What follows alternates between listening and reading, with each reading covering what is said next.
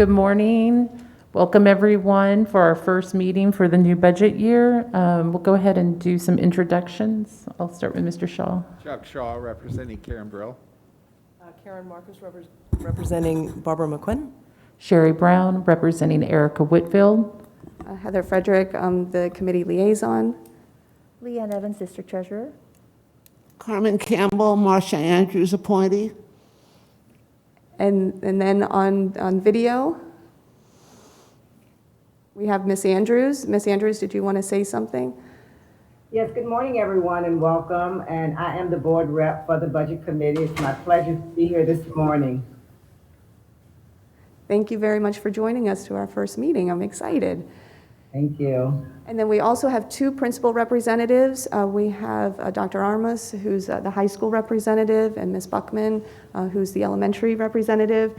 Mr. Otero is not available. They have a middle school principals meeting at the same time, and since I had to reschedule the meeting, he's not available. But we do have two great representatives in case some questions come up from a school perspective. So thank you both for joining as well. Good morning. Morning, thanks so much. And then we have actually a brand new member. So if you would like to introduce yourself, Mr. Smith. Hey, good morning. My name is Corey Smith. It's my first meeting. I'm happy to be here. Looking forward to working collaboratively with you all of you. It's good to see some familiar faces. It's good to see you as well. All right, so next is public comment. I don't see anybody here live, and it doesn't look like anybody's on the phone, so we'll keep moving. The next item is to approve our minutes from June 23rd, 2021. Move approval. Second. I have a motion and a second. All those in favor, all those opposed, motion carries unanimously. And then I'll turn it over to Heather for the budget discussion.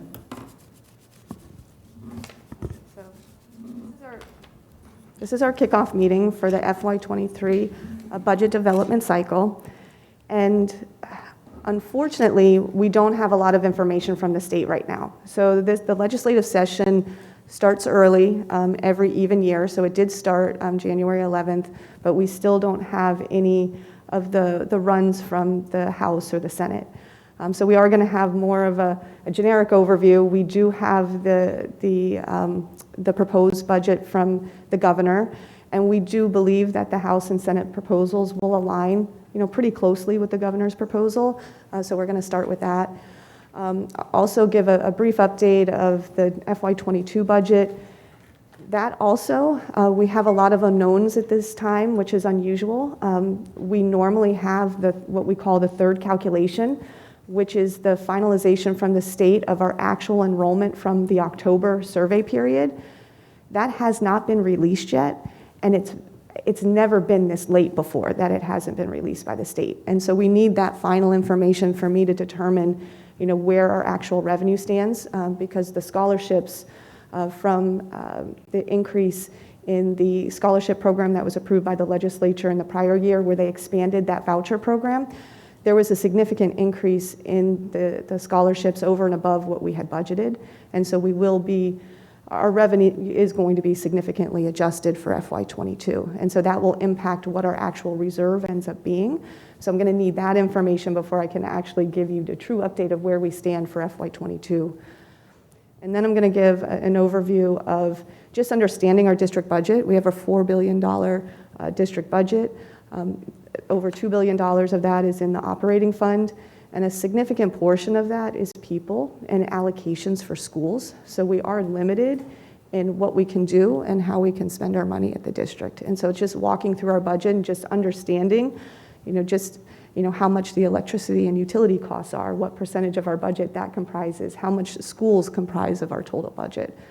And then just giving a timeline of the rest of the school year, or the rest of the budget cycle, ending and culminating with final budget adoption in September. So starting with, yep. You can just present because they're not going to be able to see it. How do I?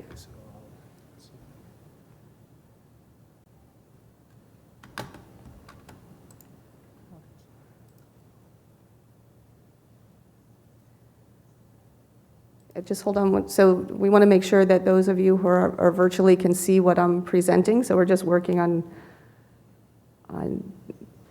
that right now. Just need to join. You need to basically join the meeting as fast as possible. Oh, okay, I see.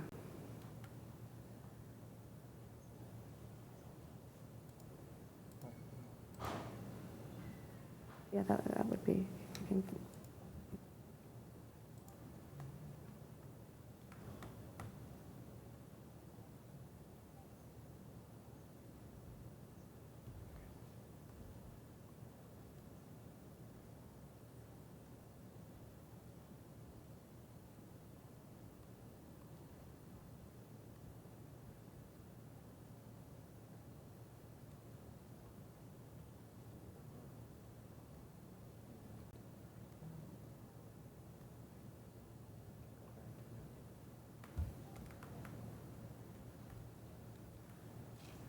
All right, so you should be able to see what the presentation now.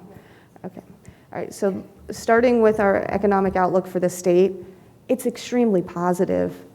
Ms. Baker, who is at the Economic Demographic Research for the state of Florida, provided an overview in October as well as January, and the sales tax are exceeding expectations.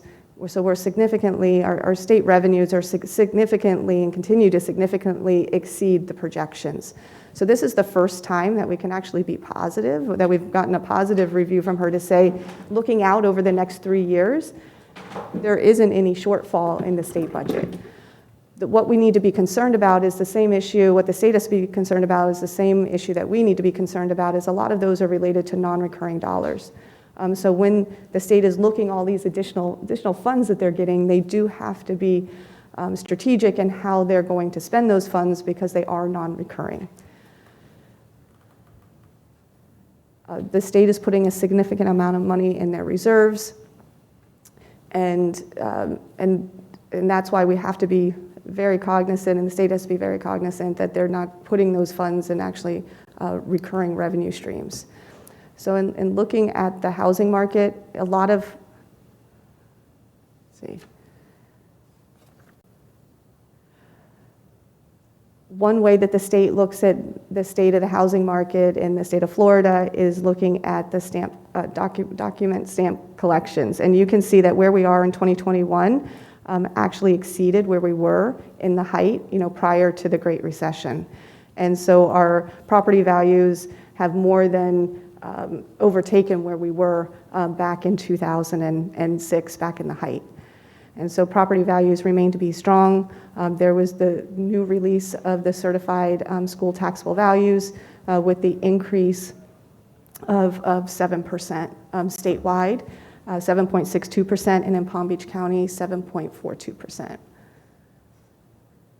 And this just shows the projection of the revised projection of property values statewide. And you can see the increase projected, not only for the current year, but continuing out to 2027. And you can also see that our sales tax has more than recovered. That purple line is 2021.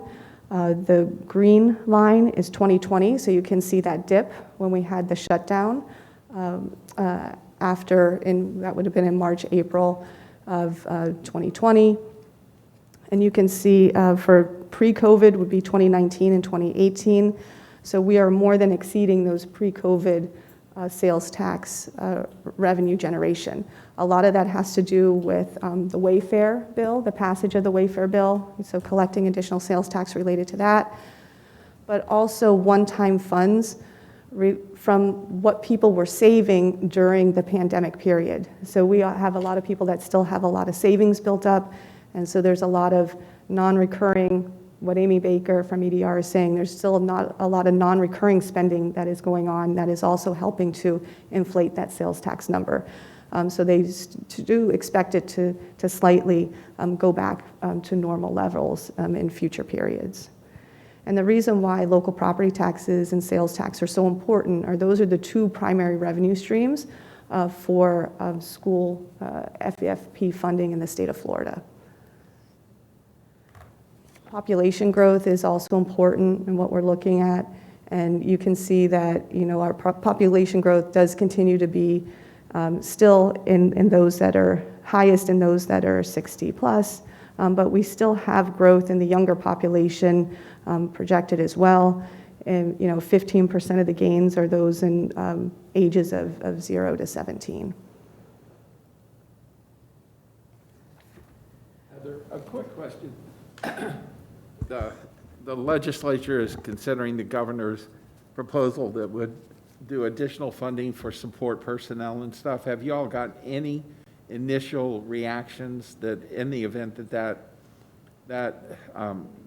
bill passes and there is an appropriation, will that be new money or will that just be rolled into the whole package that we have to distribute? Right now, it's not in the initial governor's proposal, but I do know that it does seem like there is support at the legislative level to provide additional funding for the support staff. You know, once they realize that the constitutional amendment or what was approved by the voters to increase the minimum wage up to $15 an hour, what a significant impact that's going to have on districts, not only districts, but everybody within the state. But our funding is specifically tied to what the legislature gives us. What we've been trying to explain when we've been going to the state is that you can increase to $15 an hour, which is a significant amount, but in addition to that, that's going to create compression. And there's no way that we need additional funding from the state in order to meet the mandate of raising up to the $15 an hour, as well as trying to address compression. And the legislature didn't realize that was a potential issue until I think that they started to look at it from a state perspective and look at their state employees. Because when you look at the budget from the state, they included in there not only the increasing to the $15 an hour, but also addressing compression as well. So it does seem that they understand there is a need. So I would think that if they are going to include it, it would be an additional amount. And likely it would be tied similar to what they did with the teacher revenue, where they have it as an additional categorical and they set it aside to say that that's specifically to raise teachers up to $47,500. Anything additional you can then use after that point to address raising up other teachers as well. I would hope, I mean, and that categorical was rolled over into the subsequent year. We're now pushing to get that pulled into the base student allocation rather than maintaining it as a categorical. So maybe initially as a categorical, and then we would push to have it rolled into FEFP, the base student funding. But it does seem like there is support at the legislative level, and it is going to have a significant impact. I mean, just looking at the districts of, if you're going to address compression, of probably close to $500 million. So looking at FY22, like I mentioned, we are pending right now the third calculation, which does have a significant impact on what our ending reserve is going to be. So I really can't give an update at this point. It's too soon for me to give an update of where we're going to end FY22. Staffing continues to be a challenge for us, just like everybody else. And looking at our vacancy rates, it's not as high as what I really truly expected it to be. If I look at the average year-to-date compared to the average year-to-date in FY19, which would be our full pre-COVID year, we're about 0.6% higher. If I compare it to just month over month, we're about 1% higher than we were in FY19. So staffing, like I said, it just continues to be a challenge, not only in teaching, but our custodial positions, our bus driver positions, our food service positions. ESSER, you all know, is a significant part of our budget and is going to continue to be a significant part of our budget through 2024. We submitted our SR3 ARP allocation December 17th.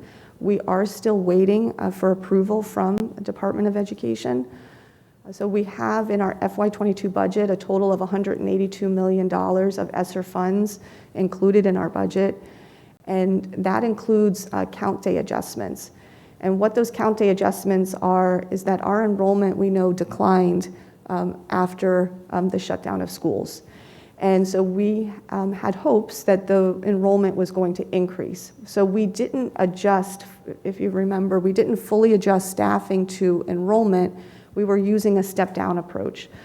So the first year that we saw the decline in enrollment, we took back 50% of the positions that we should have taken because we were hopeful that we would see an increase in enrollment back at the school sites. And then there was also increased demand just because of the social distancing aspect. So we had to make sure that we had enough resources for the students that were attending. Then in FY22, we then took the same approach where we then took 50% of the staffing adjustments, so not fully aligning it to enrollment, but letting the schools keep, on average, half of what they would have lost. So that's the last year of our step-down approach. So in FY23, we will be fully aligning school budgets to actual projected enrollment. Some other items that we used our ESSER funds for was the emergency disaster pay. So for whoever the governor didn't give the $1,000 bonus and incentive award, we extended that to all of our district employees who were not originally eligible. We were able to also take the COVID paid leave. So for those who have been infected and had to take and quarantine at home, we were able to charge that paid leave to ESSER as well. We also bought $6 million worth of HEPA air filters and placed one in every classroom in our school buildings. And we'll continue to maintain those as well. So with the HEPA air filters, to replace those air filters each year is going to cost $3 million just to replace the filters. We had a significant increase in our health claims because of COVID of over $16 million. So we were able to transfer $12.5 million to ESSER of those COVID-related health claims. And then the primary use of our ESSER dollars has been for academic purposes. So we added over 369 positions. Mr. Oswald came and he presented, as well as Dr. Sheffield, to the committee, explaining all the academic initiatives, and I provided a copy of the student academic support plan as part of the agenda item, so that just as a reminder, if you wanted to look at all of the tutoring programs, the PLC facilitators, the math intensive resource teachers, the reading resource teachers, all the additional staff and initiatives that we are funding in order to help close that learning gap that the students encountered. And so that's attached, so if you wanted to look at that for more detail. Those positions will be continued in our in 23 as well as 24. And staffing is an issue for those positions as well. So we still have about a third of those positions are vacant at this time. And enrollment, like I mentioned, continues to be a challenge. So you can see the drop from FY20 to 21. It looks like for our district-operated schools, I don't have the final enrollment numbers or the final recalibrated numbers from DOE, but we were able to maintain our enrollment in 22. It looks like we're also in 23 projected to maintain our enrollment as well. So those are the blue bars. I did want to highlight the yellow bar at the top, so the very top of those, the columns, you can see how they've increased so significantly. So the yellow represents family empowerment scholarship, and the vouchers and the students taking advantage of the voucher program, and you can see how it's increased exponentially. And so if we follow the same trends that we're following in the current year, we're probably going to see an increase of, or a total amount of FES that's nearly 9,000 students. We're working through, yep, Mr. Smith? Is there any relationship between that increase between that and COVID? Children being out for COVID and then coming back, and then they take advantage of the scholarships, and maybe that might change in the next fiscal year, do you think? What it seems like what happened was, so when the vouchers were initially approved, it was very limited. You had to have attended a public school in order to be eligible for a voucher program. The next legislative cycle, they expanded who was eligible. So what we're seeing is that there are a lot of students being added to the FEFP role that were never in there and never going to be in there. And so it's not them leaving. There are some leaving public schools and charter schools and going to private, but we're also just adding brand new students to the role. And so that is the concern, is that, is the projected enrollment from the state really adequate to address the increase that we're going to see in these voucher programs? Because it was exponentially more than what we expected. So I know in our district, I under budgeted by close to $20 million, the number of students that would take advantage of the voucher program. But it was really those being added that were outside of the program and never in public schools to begin with. So we do expect the voucher programs to overtake the charter schools. Because why would you want to be a charter school? I mean, charter schools have fewer regulations than us, but private schools have hardly any. So you might as well just go with that. And then this is new for the committee, the charter school litigation update. So when we left, we knew the results of the en banc appeal, that they had reversed the decision of the original 4th District Court of Appeals. And so, but we were going to appeal to the Florida Supreme Court. And so I think that was how we left it with the committee. So on September 9th, the Florida Supreme Court declined hearing the case. So then we have started allocating the funds and distributing the funds to charter schools. We had set aside those funds in our FY22 budget, so we didn't have to make any adjustments. But we did start doing that for FY22. Now what the charter schools have appealed, because they want us to pay the retroactive amount, so for the first 2 years of the referendum, which would total around $45 million. And so we are, it's still ongoing, but we do not have a reserve set aside for that additional $45 million.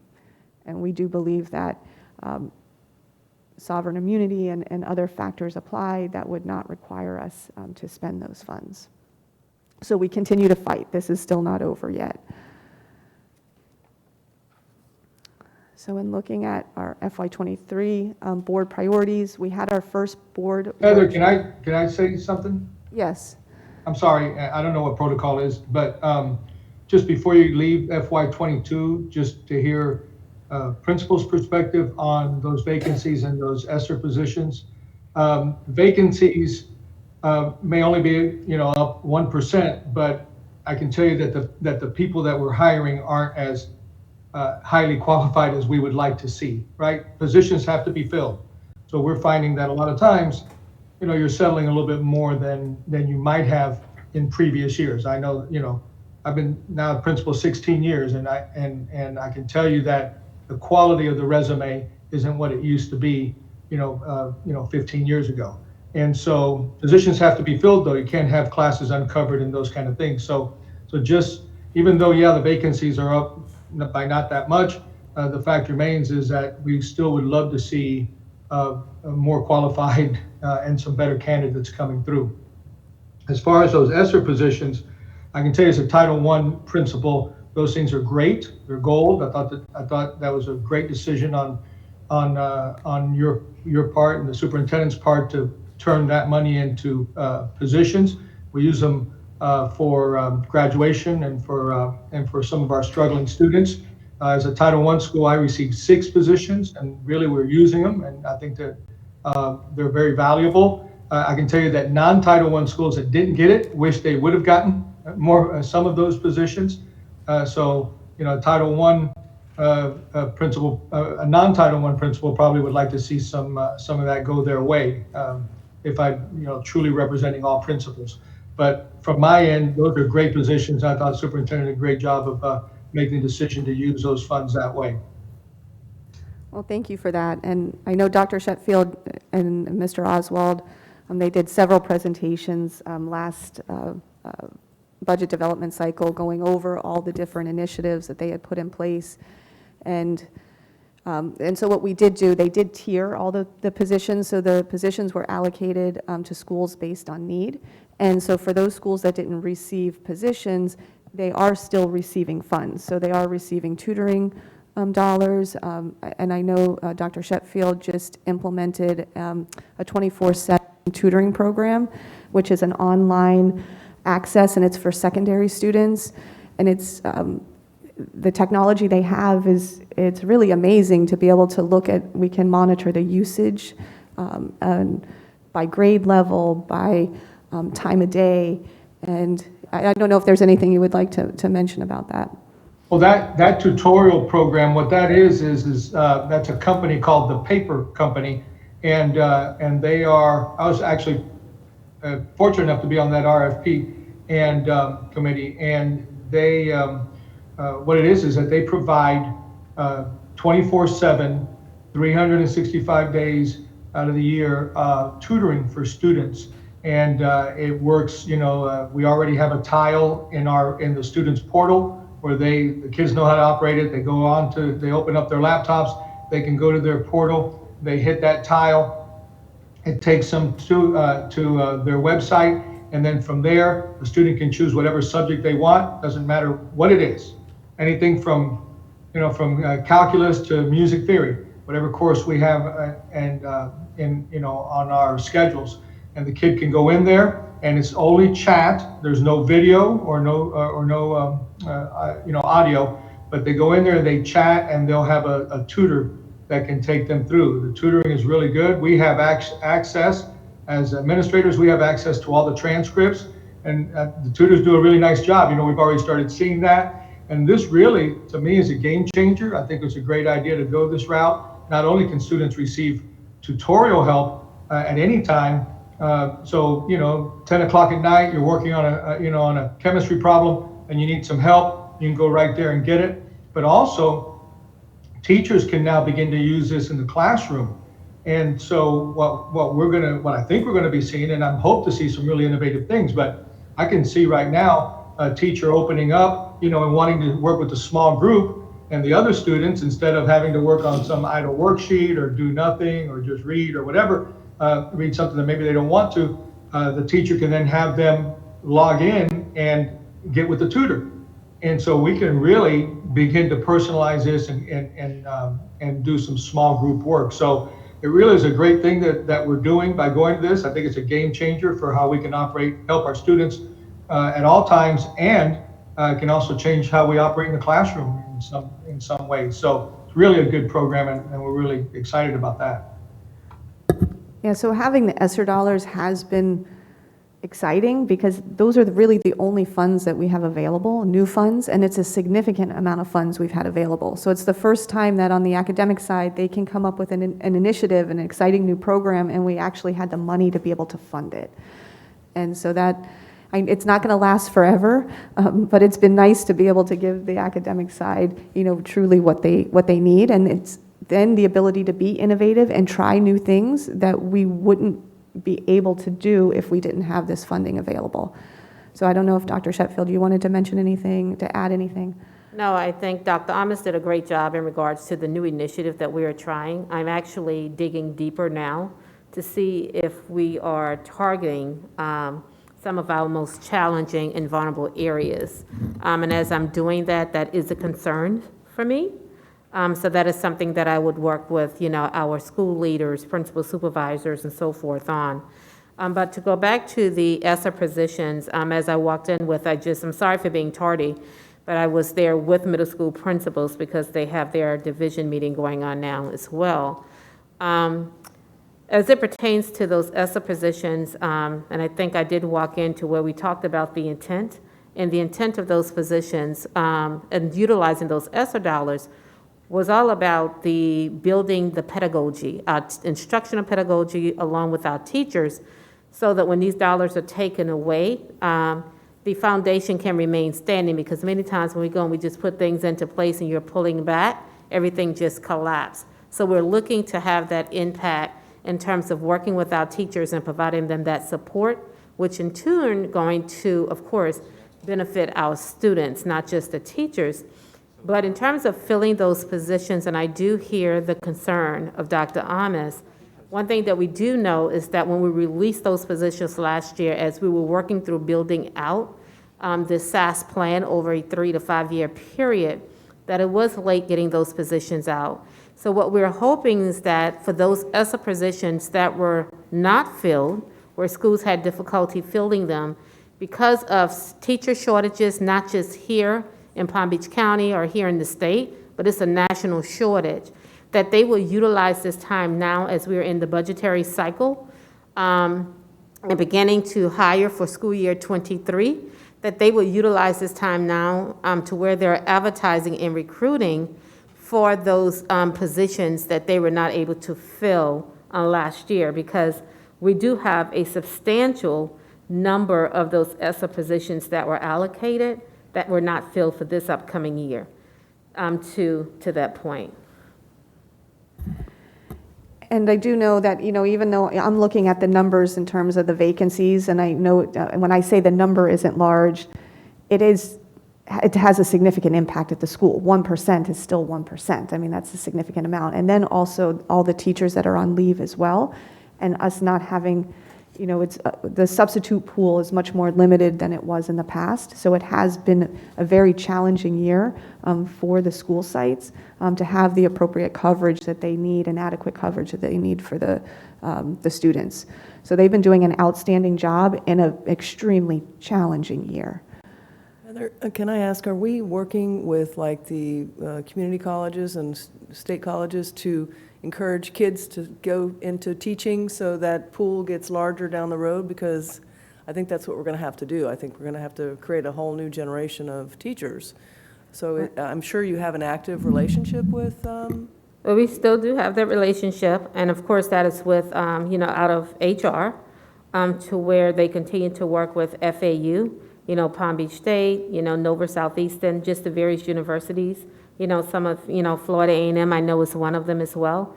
And what we're also looking at doing here, and we've already started the work, to where back some time ago, now I'm telling my age, where we had within our Choice Academy, with our Teacher Academy programs, we had Grow Your Own, to where those students, as they went through and matriculated through our Teacher Academy program, we gave them these non-binding contracts to where if they went away and they finished and went through the College of Education, came back with their degrees, they were guaranteed jobs here with the school district of Palm Beach County.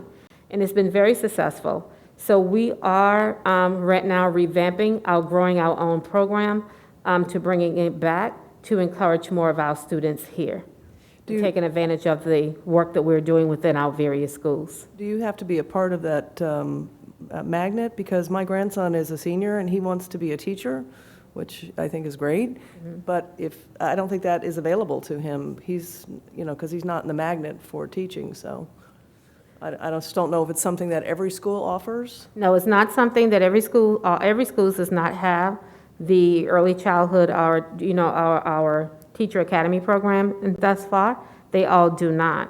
But surely, if you have if your son and is wanting to go into education, we do have those aspects and things on our campuses, and that's, to me, where we should be working with our guidance counselors and so forth, and helping set them up with whomever it is where he's going to go for post-secondary to ensure that transition is smooth for him. Yeah, so he just needs to ask his guidance counselor about it? Yes, I would not for the Teacher Academy. In regards to what we're working on now around growing your own. Binding contract, so when he gets out of school, he can come back and be a Palm Beach County teacher. No, this is Okay. This is something that we are looking at reestablishing. Okay. It's not been reestablished yet. Okay. This is what we're looking at reestablishing that we had in place for some time. Okay. Some time ago. Okay. And then Ms. Andrews has a question.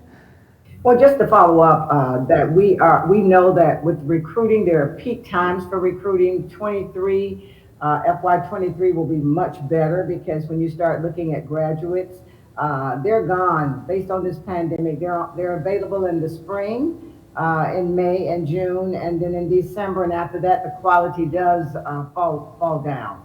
We are looking a lot more with recruiting online because of the pandemic. Our people have not been able to do as much of in-person recruiting at the universities. We certainly have strong partnerships with our colleges, especially our local colleges, but as well as many out of state and a lot of the online colleges. And one thing the district just did is sign a contract with EPI for international recruiting to help us in some of the areas where we have the vacancies. So it's a continuous process in trying to get the best and the brightest for Palm Beach County, but the pandemic has actually spoiled a lot of that because in the moving and the transition coming to a new location, a lot of the candidates are closer to home now because of the pandemic. So as we continue to discuss our teacher academy, I was one of the founders back in the day. We are going to pick it up and provide more opportunities for those that want to go into teaching to come back and have that scholarship. And we also have a teacher scholarship for those who are actually going into teaching. They can apply for that. Instructional and people as well as non-instructional, and our students who go off to teaching.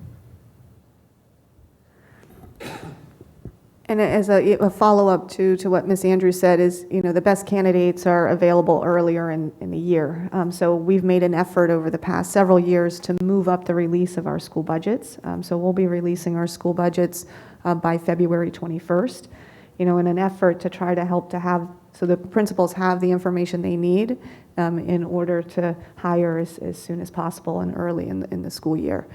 And what Ms. Andrews said as well, we are contracting with EPI, that's a new company, who they do international recruiting, and we can help to specify, what countries and that we would like to have represented in Palm Beach County. I mean, now our Hispanic population makes up the majority of our student population, so it would be nice to have the teachers reflect the students that they're going to be teaching, not just in dual language programs, but just in, a regular classroom setting. So we're hoping that we're going to be able to get a lot of Spanish speaking teachers as part of that program. So as part of FY23, we had our first budget workshop with the board on December 8th, and the board set their board priorities. Their first and primary priority is addressing unfinished learning, which we're utilizing our ESSER dollars for that purpose.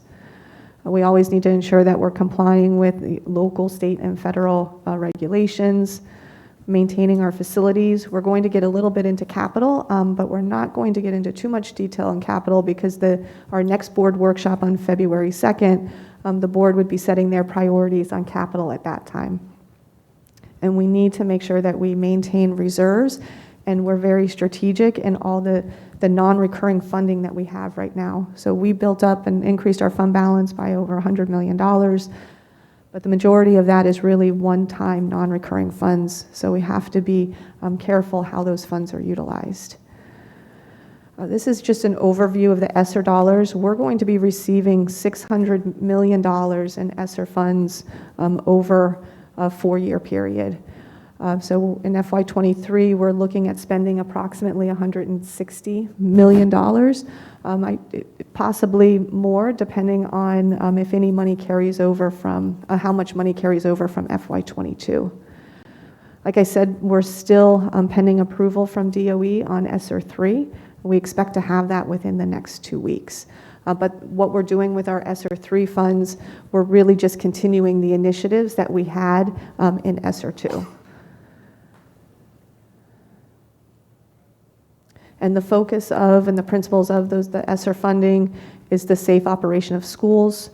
So we're in FY23, we're spending nearly $47 million on the safe operation of schools.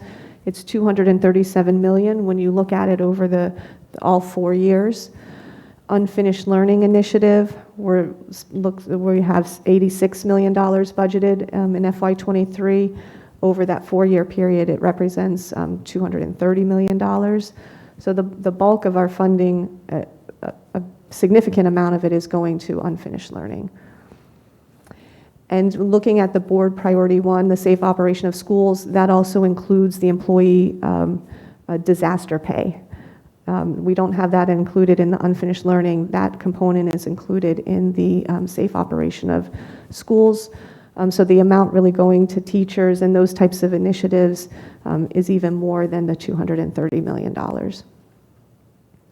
Social, emotional, and mental health is also a significant priority because that, you can see that in all the research that the time the students spent at home has had a very negative impact on their social emotional needs, and we're working hard, Mr. Oswald, in putting in place initiatives in order to help support the mental health initiatives of the students.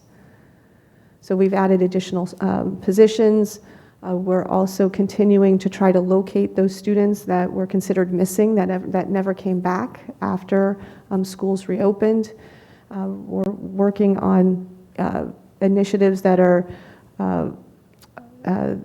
using a lot more technology rather than just, calling the students, because we've worked on the easier part of, trying to contact them by phone. So now we're down to the students that we're not able to find. So we're looking at how we can utilize technology in order to locate those students, like social media and whatnot.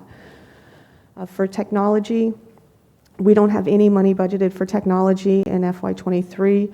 There's a total of $12 million over that 4-year period, but our focus and priority is more on the academic initiatives. And then between charter schools and indirect costs, that represents $87 million of the total $600 million. One of the requirements of ARP is that we get feedback from the community.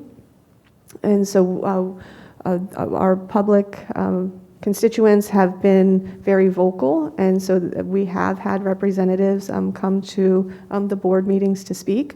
None specifically on how we're spending the dollars, more in general about spending the dollars, but nothing specific. Constituents are also able to email the board. We haven't received, again, any direct feedback on how we're spending the dollars, but we have received requests of how we're spending that, to at least send the application so that they could see how the funds are being spent. And then we also set up a dedicated email specifically for ARP funds, and we haven't received any feedback to date. The legislative, in looking at the education funding budget timeline, the State Board of Education released their budget request in August. They're required to do that every year. They had no increase in the BSA at all. The long-range financial outlook has to be released by EDR no later than September 15th. It was released by September 3rd. So that really had a positive outlook, for the first time, and it continues to be positive where revenues are outpacing projections. The governor released his budget on December 9th, and we'll walk through a detailed run of what that looks like. The legislative session convened on January 11th. I don't have a lot of information. I'm not really doing a legislative update at this point because we don't have enough information at that time. So our next meeting, you'll see more related to what bills are out there and what that's going to look like.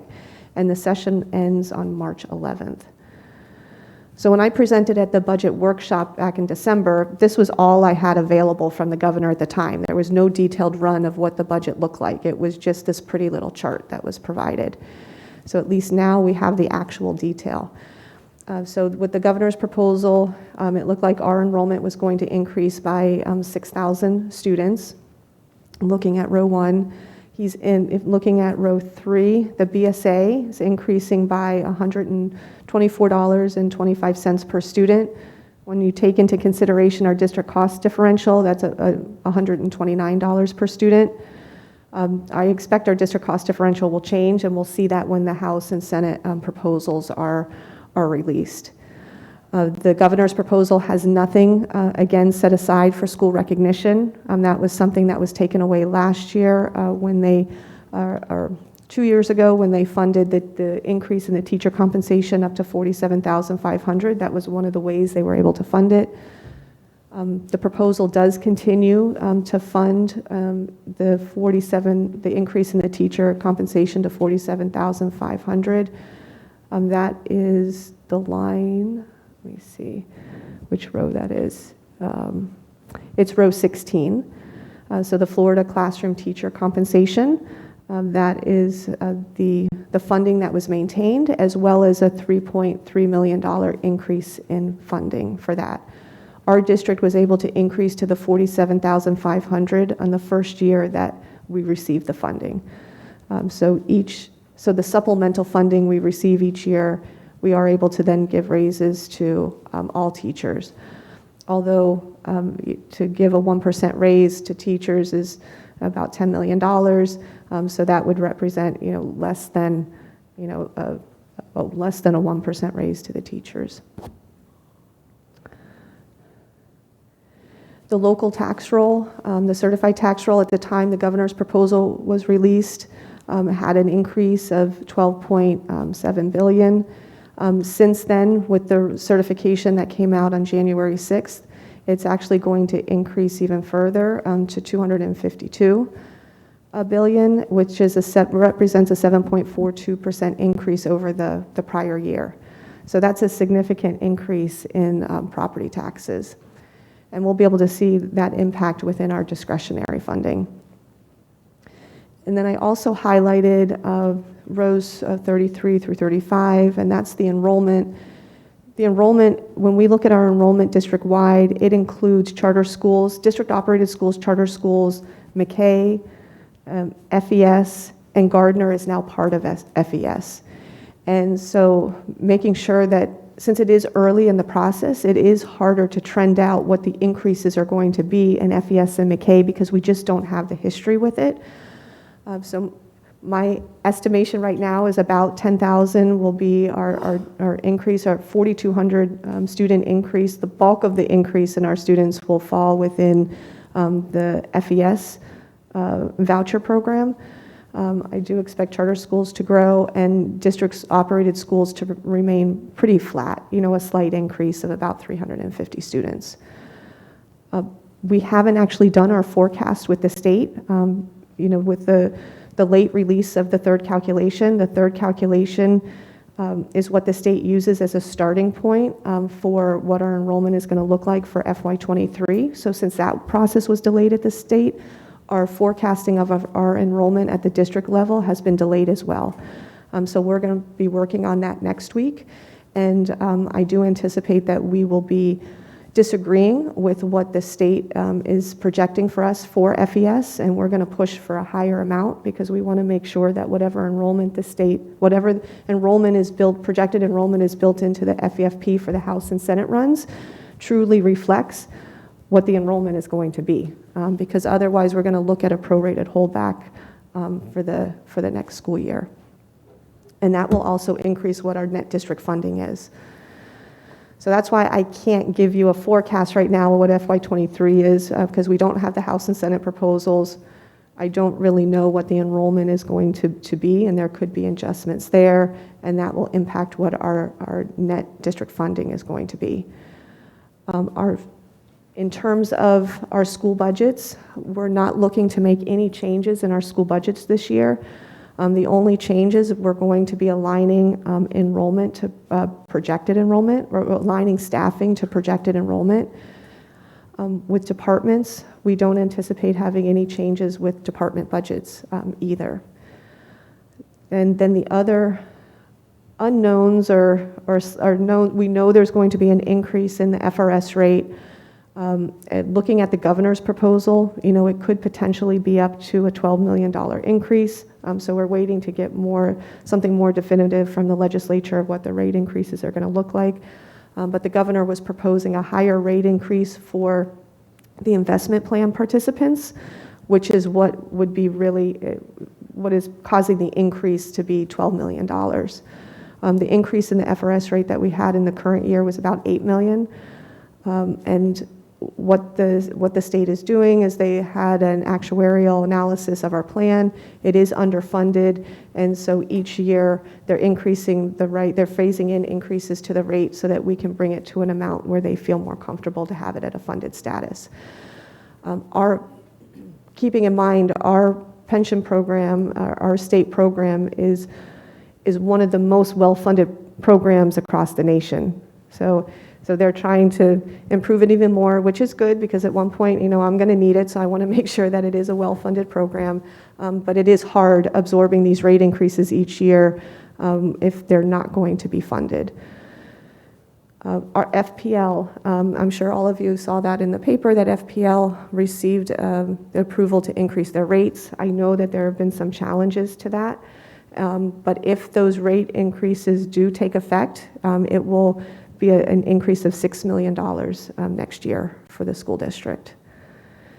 We do also have the option of applying for FEMA to get reimbursed for some of our COVID-related costs.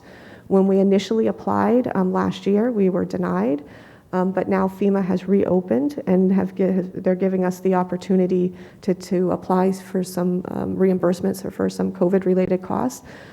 So we're being cautiously optimistic that we're going to be able to get some additional money from FEMA, which would then free up money within the ESSER program for other academic initiatives. So we do have significant challenges that we're facing, not only in '23, but ongoing. We already talked about, Mr. Shaw brought up the increase in the minimum wage and the impact that that is going to have on school districts. That we won't have a true impact until 2024 of about $2 million, but the total impact is significant looking at the next 4 years. And especially with the position we're in of having a lot of one-time funds available, not recurring funds. So one-time funds doesn't help get you up to that minimum amount, even if we're able to give a one-time bonus or supplement.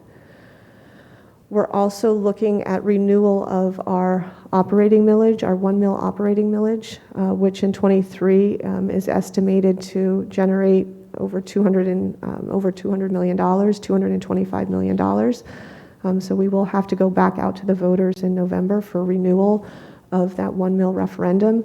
That funds over 750 fine art teachers, magnet teachers, school police officers, mental health professionals, and then retention supplements for over 12,000 teachers. And charter schools, what's new in the legislation was that the next referendum had to be shared with charter schools. We already started doing that, so it won't have an impact when we go for the renewal in November. We also have the funding cliff, in essence, of ESSER. That ESSER is only through June of 2024. So then that means fiscal year 2025, we have to look at absorbing some of those initiatives that we have pushed into the ESSER funds. For example, our summer program. Our summer program had always been funded from the general fund, the operating fund. We expanded it and moved it to ESSER. So there are certain initiatives that we're going to have to move back into the general fund. And then in addition to having to renew our 1 mil operating millage, which has to be renewed every 4 years, we'll then have to look for the renewal of our local government infrastructure surtax, our sales tax, and that will be in 2026 or 2027. And that's dependent on whether we end the program early because sales tax collections are coming in higher than projected, which is most likely going to occur because they're well above what were originally projected. And I have Ms. Evans here, and she has actually the most recent sales tax information, and she was updating it late yesterday. So we have some late breaking news on that it's still a whole lot higher, which is great. The sales tax, at this point, we've already received $717 million. We've been projected to receive about $610 million. So we're over $100 million ahead of where we projected. At this point, if we have a growth rate of, I think it's 1.6% year over year, we will hit the sunset provision. So barring a big change in the economic forecast, I'm guessing we will be shutting it down a year early, but it's 4 years away.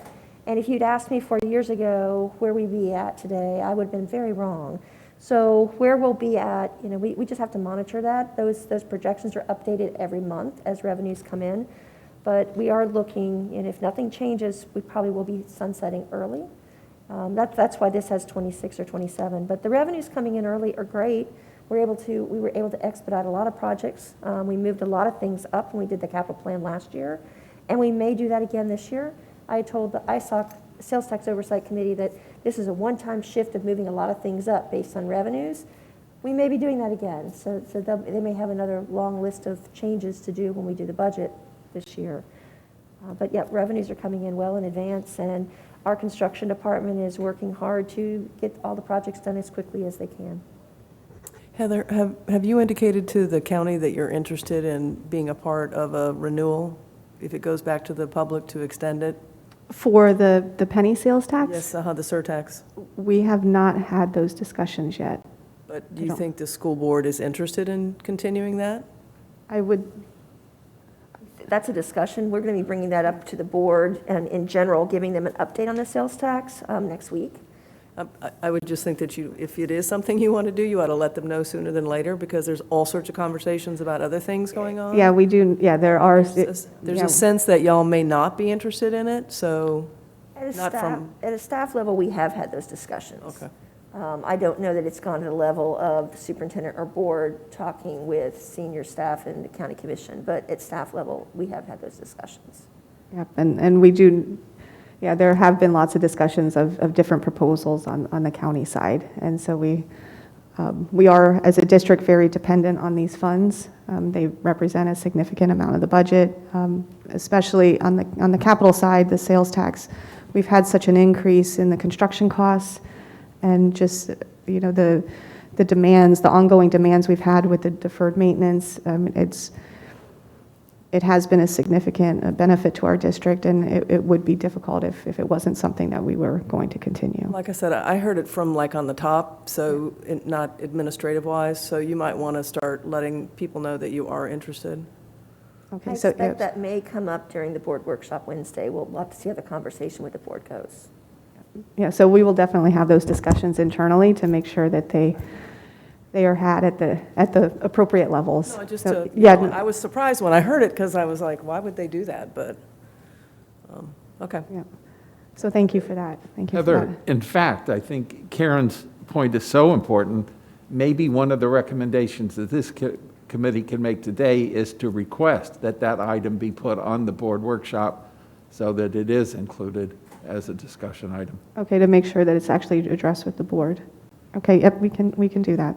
Right. One other question, and it's been a while since I've asked Leanne this question.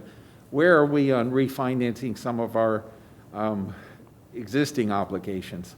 We actually did two last year with some significant savings. The ability to do advanced refundings was taken away. So it's limited opportunities, but we did do a forward refunding last year. So that's just locking in the rate for the future, and those will kick in actually one later this year and one next year. So we have some more that we're starting to look at that really the date, the call date is in 2025, so it's a little bit early, but we're already monitoring those to see what we've got. And the most recent borrowings that we've done for the new construction projects, we've had very incredibly low interest rates. I mean, while I hate it on one side that we're not learning a lot of interest, it's a great time to be borrowing because the interest rates are so low. So we borrowed for several construction projects, the new schools, the O High School, 17PP, O5C, as well as modernizations of some schools. So, and we have another debt issue to do this year. So we will be looking at options. And we have another one the following year. We've got 2 more years of doing debt. All the bankers keep us well advised when there are possibilities to do refundings. And then with the capital budget update, this, like I mentioned in the beginning, is very short because we're going to have a more detailed presentation with the board on February 2nd to really set the board priorities. We know that the capital plan is adopted every year by the board. We adopt a 5- and 10-year plan. And so from there, the projects are already approved by the board. And so now it would just be looking at what changes there could potentially be to the plan that had been approved. I had mentioned, there are a lot of concerns on the capital budget side and that there are rising construction costs. And I know Ms. Evans is in meetings on a weekly basis, working with the construction department on, how best to utilize the funds we have to address these rising construction costs. And there's always additional needs, especially on the preventive maintenance side, so that we can make sure that our buildings are properly maintained. And so if there's anything else you wanted to add. No, I think the only other thing is monitoring legislative issues, changes to cost per student station. We just got updated numbers. When we build a school, we're limited in how much we could spend based on the number of students that will be there. And we're seeing extremely high increases in construction costs. The rise for cost per student station was nominal. It didn't come close to what we're seeing. So we've got some construction projects that we're getting ready to award, and we're not within cost per student station right now. So they're doing a lot of review and decisions on how to structure the project to try to get it within those limitations. So continuing to monitor that, as well as the possible shifting of charter school fees into capital. There's a lot of variations. I'd also point out that when we do look at this next sales tax, if we do that, that would have to be shared with charter schools going forward. So that's another change that we deal with in the future. And with the charter school funding, the last several years, the state has actually funded the charter schools fully for their capital allocation, but that can change each legislative cycle. So now I wanted to get into just understanding what is comprised, how our budget is built, what is in our budget. So our total budget, adopted budget, was $4.1 billion. So this was the first time that we were above $4 billion. The most significant parts of the budget are the general fund, or 57%. Capital projects is a quarter of the budget. You can see the ESSER funds are 3%. And when you're looking at the grant funds are added based on when they're awarded. So we hadn't received any of our SR3 dollars. We still hadn't received all of our, and hadn't budgeted all of our SR2 at the time either. So the special revenue funds will continue to increase throughout the year. So looking at our general fund budget of $2.3 billion, the most significant portion of our budget is schools. So schools, just the school allocations, those are it's actually over 58% once you take into consideration the referendum piece. So the referendum in the past, when we would look at this chart, the referendum would be 10%. So now you can see that charter schools are taking a percentage of that. So the referendum is 9% for district-operated schools, 1% for charter schools. You can see the amount that we're passing through to charter schools continues to increase at 8%. And then I've also added in the McKay and Family Empowerment Scholarships because I believe that is going to continue to increase every year. So I think it's important to highlight that. So that it was not included in the past because it would have been less than 1%. But that's now comprising 1% of our budget in '22, and I only expect that to increase each year. Departments make up 8% of the school district budget. Our utilities, looking at our electricity, our phone bill, that's 2% of our district budget.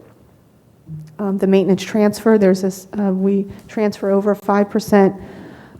We transfer over $100 million from the capital budget in order to cover capital eligible items that we pay for in our general fund. And so that represents 5% of our general fund budget. So we're going to get into more detail on schools as well as the referendum. So the allocation formulas, so how we budget at our school sites is a staff allocation formula, primarily based on enrollment. And so that makes up over 70% of our school budget are based on just straight formulas. And we're not proposing making any changes to any of those allocations this school year. We have tried to add in differentiation in our allocations, adding in free and reduced lunch percentage, adding in different factors such as the percentage of level 1 students and level 2 students into how units are allocated so that we could try to at least allocate some resources based on need. And it is somewhat of a limited increase at schools, but it could represent an additional teacher, you know, a school getting a teacher that they wouldn't normally get based on their free and reduced lunch percentage. Heather, traditionally, this time of year, schools, when they have vacancies, fill those teacher vacancies with interim teachers. Is that still the policy? And if we've got such a shortage statewide and nationally on teachers, are we more flexible on filling these vacancies with regular appointments instead of interim appointments? We are not when the position is on leave, but we are very flexible on allowing the schools to fill positions where teachers are on leave with an interim, and allowing them to double up positions, but yeah, filling them with a full-time hire, if it's a vacant position as a regular hire, is not an issue. It's just when it's already filled with another person, because when that person comes back, that person has the right to that position. But we have been, hopefully the principals will agree with this, the principal representatives that are on the phone, or on the line, we've tried to be very flexible with them ever since the start of COVID, because of the need that they've had at the school sites, to let them double up positions, and because they've had so many teachers that have been on leave. So we're trying, and the substitutes have been limited. So we've been trying to give them as much flexibility as possible. Dr. Armas? Yeah, yes, thank you. I think that the district has been really good about working with us to try to hire people. We have a lot less limitations and restrictions that we have today than we used to have. And even when we hire a teacher now that's interim, 9 times out of 10, if there's not a position, if there's nobody in that position, then we can just roll that over into a full-time, and that interim teacher is still getting seniority, and there's nothing that they lose. So that's not, so we really haven't seen that as an issue. To be quite honest with you, though, right now, from a practical perspective, I'm a little hesitant. I'll still fill a position or two now, but I'm a little hesitant because, like Ms. Andrews was saying earlier, we know that the best resumes come a little bit later on, when we know that people are starting to look for next year and not necessarily this year. So in some cases, I would rather just at this point hold off and wait until I can get maybe a better quality or better candidate in the voluntary transfer period. So, looking for next year's budget. So you kind of, while yes, I would love to just fill those positions right now, sometimes it pays to just wait for the voluntary transfer period where we can get some maybe experienced teachers that are looking to switch schools and those kind of things.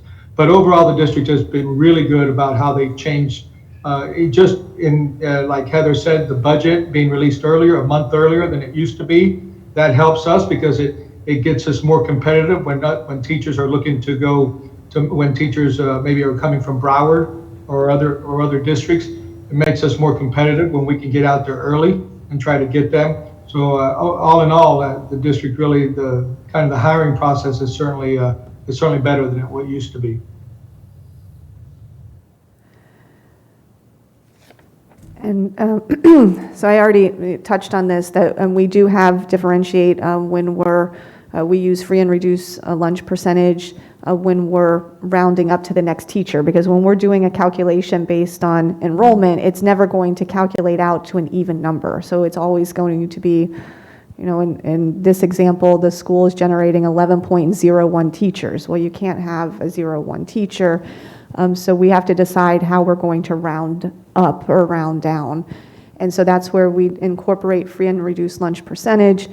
And for elementary schools, for those schools that have free and reduced lunch percentage of 95% or greater, if they're at 11.01, they would round up to 12 teachers.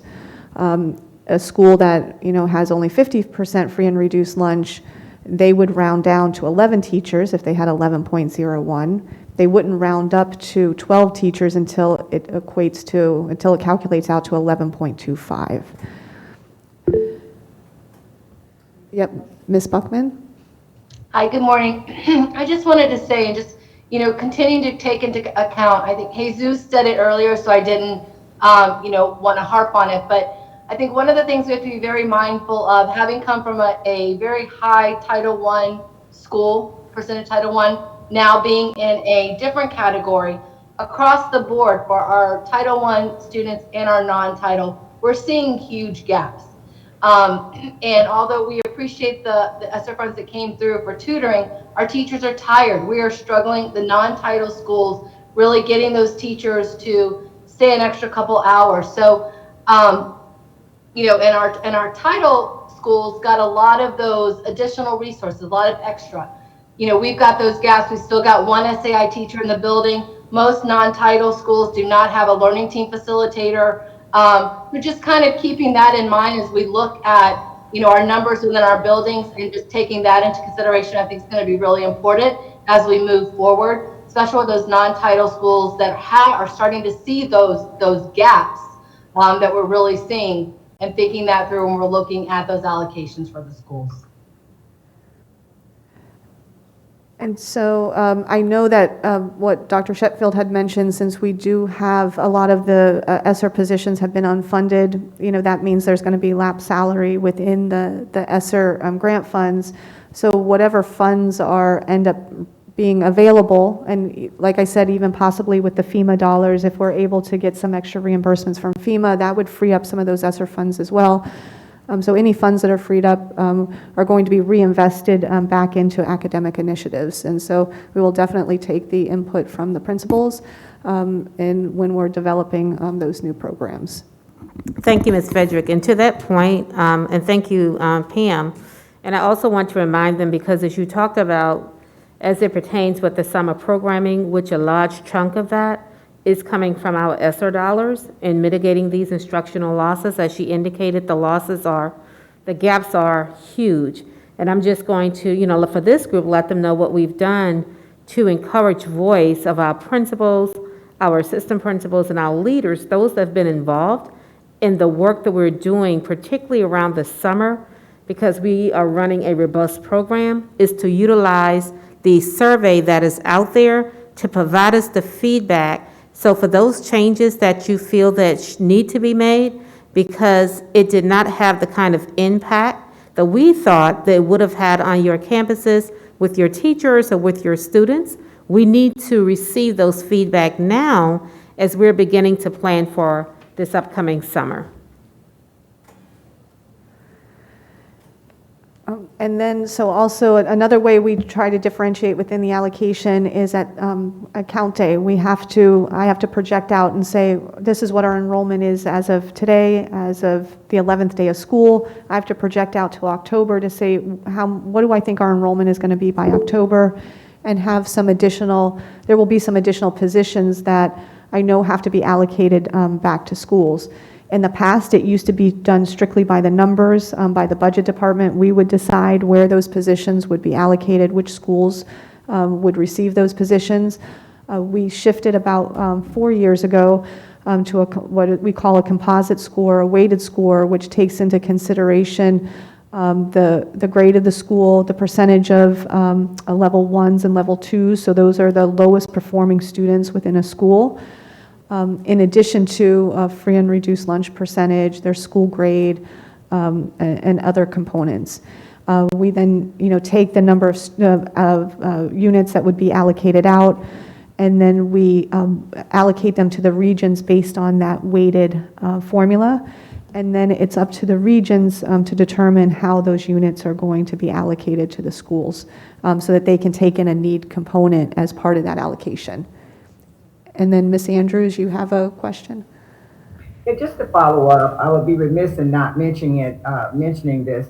Those very large elementary schools, just to cite one, Panther Run Elementary, they only get one AP, and they struggle, those big schools. I mean, one AP for almost every elementary school within the district, but some of those large elementary schools, when you go there and you see that they make it happen because that's what they have to do, is make it happen. But we have to kind of look at those elementary schools that are over 1,000 children, and there's only one AP, and if the principal's out, or, how do you actually make it work? They're making it work, but I would like to be a voice for them if we could figure out how we can provide some more support for them. And you see it when you go and visit the school and they're trying to do all those juggling balls and they're doing it, but we need to kind of think about how we can help them because they're asking for help. Okay, I can go back and look at that because we do allocate additional APs based on enrollment at the elementary schools, in addition to the complexity of the school too. So we try to take into consideration the student population as part of the allocation of the additional APs. But I will definitely take a look at that school particularly. The other component of the school budgets is additional resources that are allocated over and above just that staffing allocation formula based on enrollment. So we have vocational teachers that are allocated out to middle and high schools.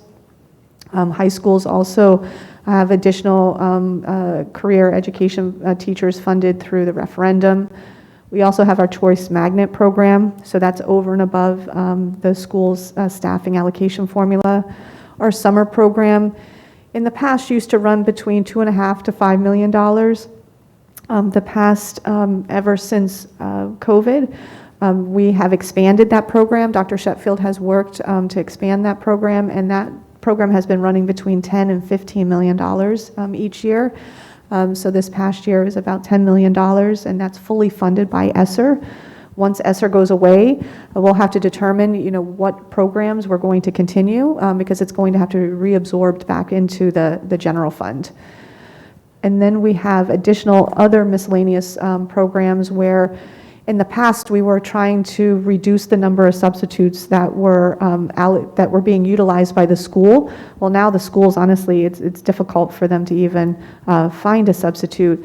But we do allow schools that spend less than what their budget is for substitutes in total. We let them carry over 50% of whatever their savings are to the next school year for them to use for student-based initiatives. We also have an additional budget for 504 and ADA accommodations at the school site, so for the staff and the students, professional development, and then we also allocate gender equity to the schools. Mr. Smith? Hey, quick question. On the vocational, is there an allocation for improvement of facilities? Because I know Riviera Beach Prep has a spot, and I know there's a spot out in the west area. Is there any allocation for?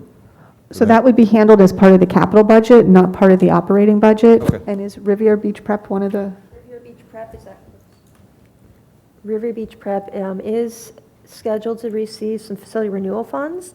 That's actually on the agenda to discuss with the board next week. Okay. So you might want to monitor that. That board presentation, I think, has been loaded or will be loaded later today.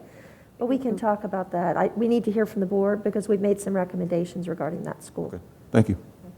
Yeah, so we'll be bringing more back. We'll be bringing capital back to the committee after we have the workshop with the board on next Wednesday. Another large component are what I talked about already, state categoricals. So that's where the legislature tells us how we're going to spend the money. We don't have any choice of how those dollars are going to be spent. The largest is AP, IB, and ACE funds. Because of COVID and the schools not being able to spend as much as they've been able to spend in previous years, that just keeps increasing, the amount that's being carried over. So that's going to be close to $50 million that we have set aside for those categorical funds. So any program that the state gives us a specific set amount of money for, it's considered a categorical and it needs to be spent for that purpose. We don't have any say. So turnaround schools has to be used for turnaround schools. If we don't spend the money for that, we have to send it back to the state.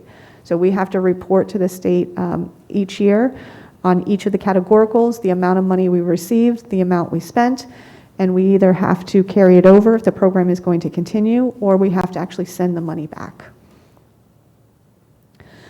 The referendum is around $225 million, $230 million, depending on what the actual property tax base is.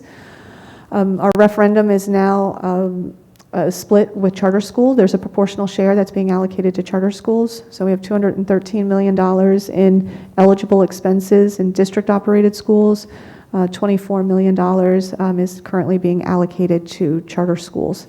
That may be adjusted once we get the actual recalibrated FTE from DOE that we just received the FTE this week, but we're still waiting on the revenue adjustment, which I hope to have either today, and if not today, I'm hopeful that we have it tomorrow, because like I said, it's probably 3 weeks late at this point.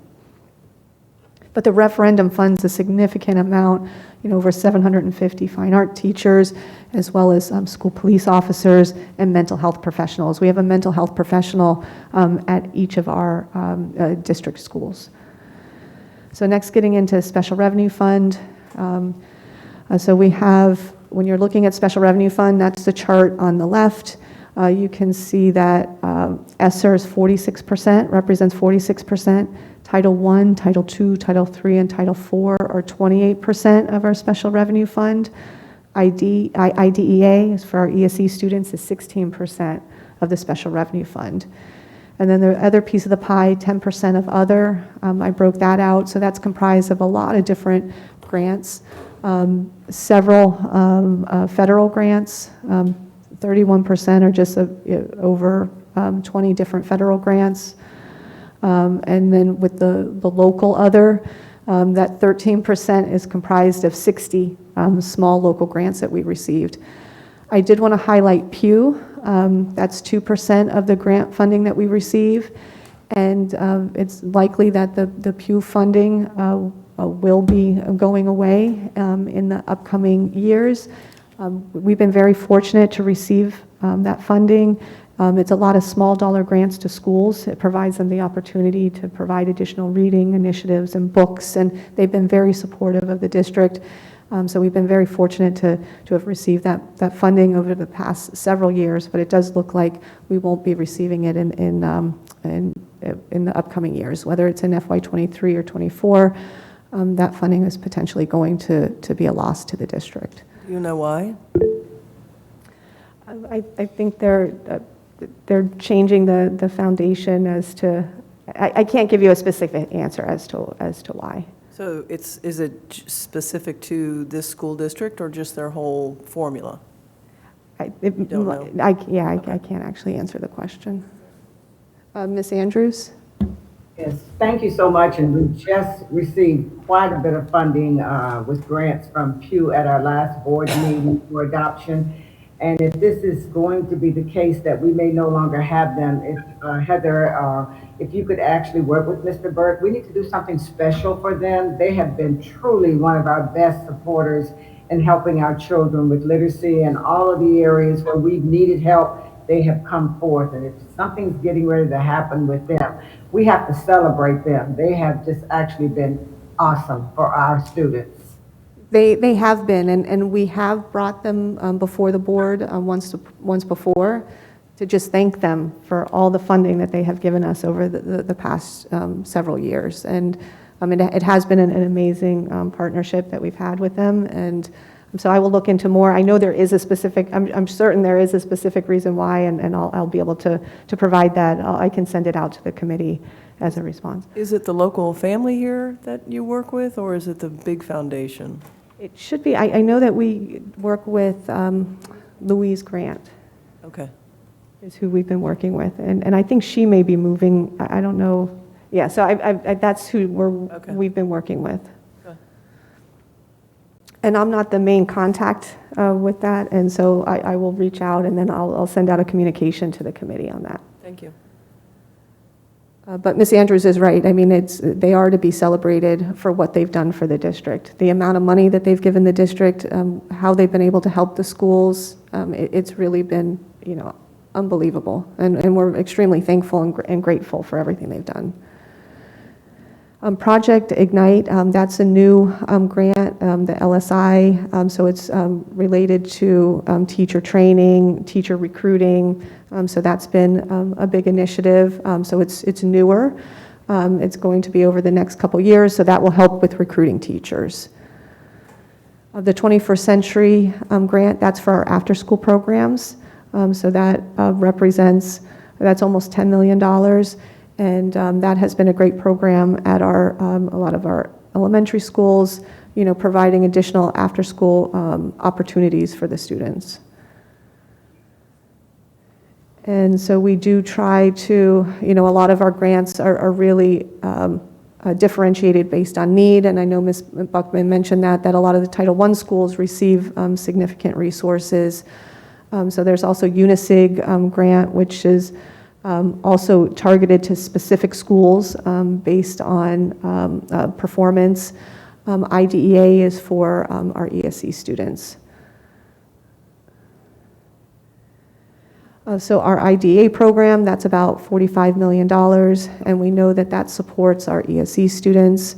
And this is it's supplemental dollars in addition to what we receive from the state, because what we receive from the state is really not significant to cover the needs of the students. So a lot of our IDEA funding goes to actually staffing, support staff, like one-on-one paraprofessionals.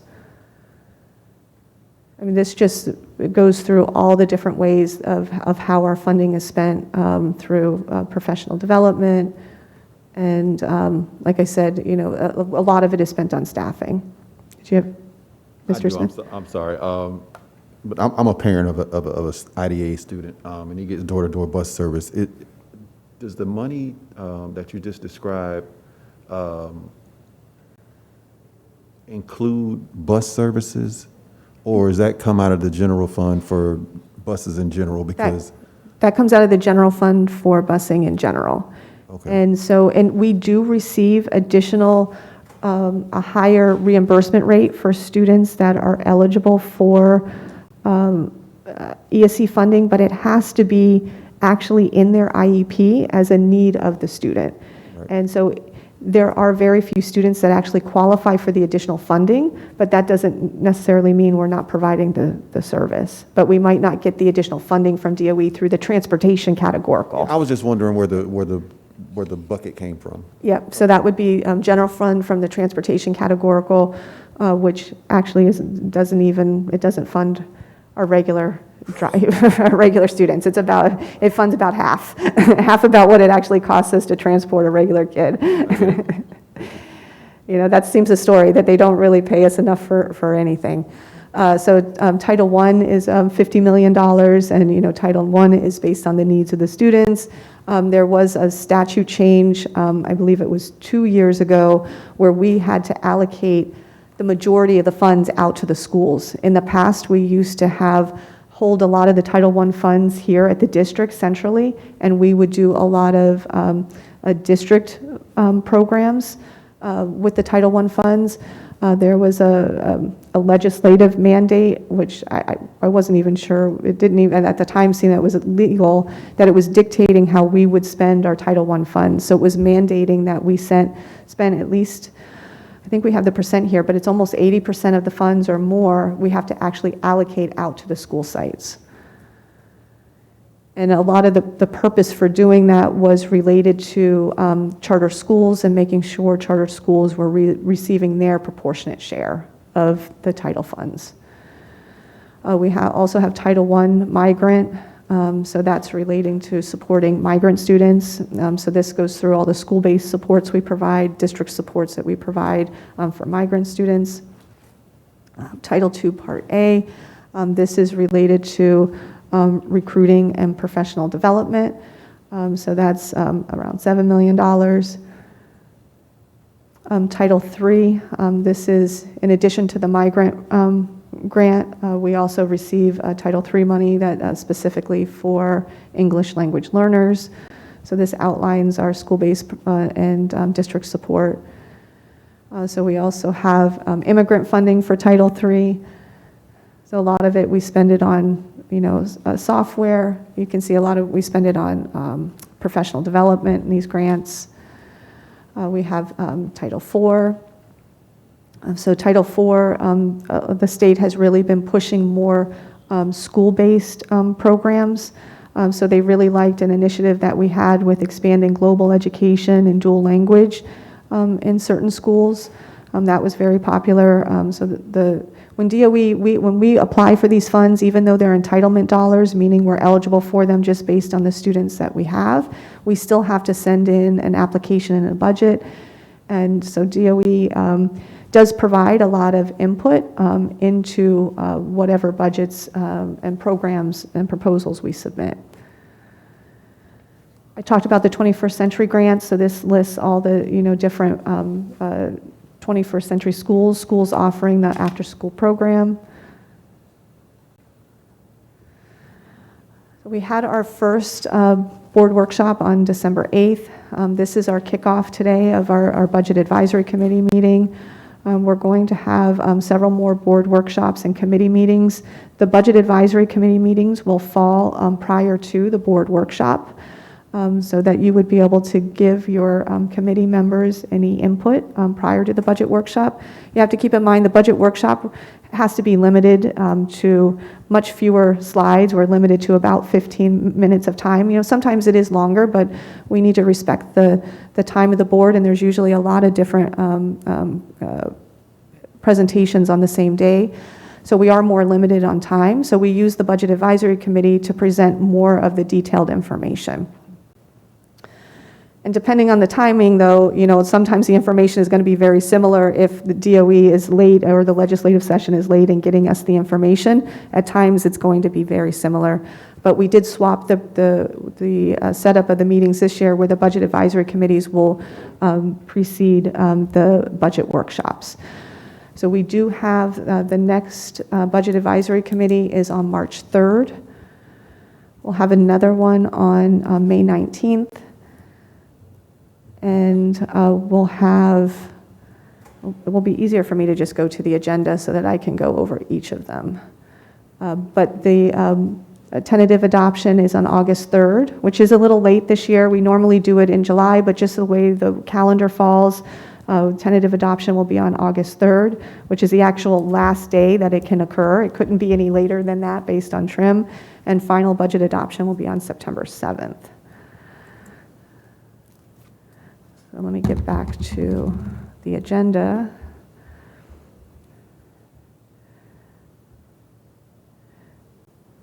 And I just wanted to go over the meeting dates, and then we'll get into just electing the chairperson and the vice chair. But yeah, so March 3rd at 9 o'clock, May 19th at 9 a.m., Thursday, June 16th, it would be at 11 a.m., just because of the timing of when the room was available. And if needed on June 23rd, that would be our last meeting to go over the report to the board if we're not able to get that done on June 16th. But the end of the legislative session is March 11th.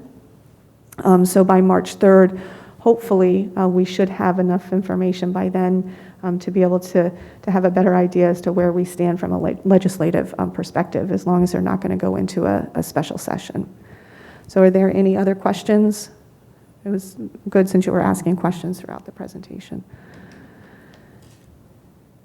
And I'm sorry that was a little long, but I think it's good to kind of get a little overview of what's in the budget and how it's compiled.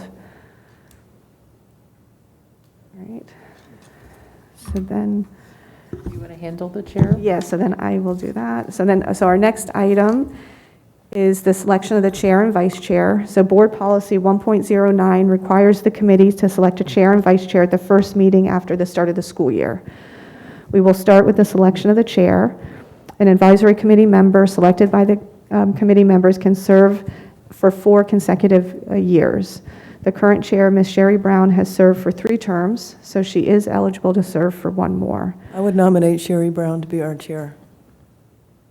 So are there any other nominations? All right, so all in favor? So thank you. Better So than have the county congratulations. budget director. I know, so. All right, so congratulations. Next is the selection of the vice chair. So there's no limitation on the term of the vice chair. Ms. Karen Marcus is currently the vice chair, so I will take nominations for the vice chair. I nominate Karen Marcus to continue as vice chair. Are there any other nominations? So all in favor of electing Ms. Marcus as vice chair, please say aye. Aye. All All right, so congratulations.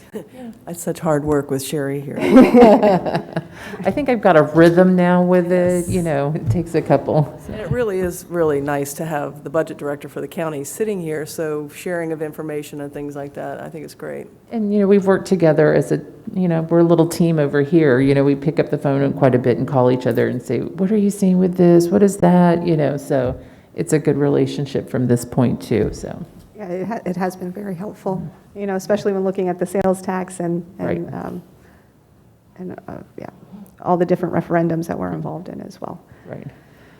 All right, thank you very much. And the next meeting will be more exciting because we'll have some information from the legislature and hopefully the proposals from the House. And we better have the proposals from the House and the Senate by the 3rd. Otherwise, I don't know. All right, so were there, Miss Andrews? Yes, I'd like to compliment Ms. Heather Frederick for what a wonderful job she's done today. This is the first time I've sat as the board representative for the budget committee. It's the first time we've actually had a board person. And I was just so impressed with being here with you and the budget committee. And I just want to say, Ms. Frederick, job well done. Well, thank you very much. Thank you for joining, Ms. Andrews, and also thank you, the two principal representatives, Dr. Armas and Ms. Buckman. You really provide invaluable input, and so, thank you all for joining. Thank you. Good job, Heather. Thank you.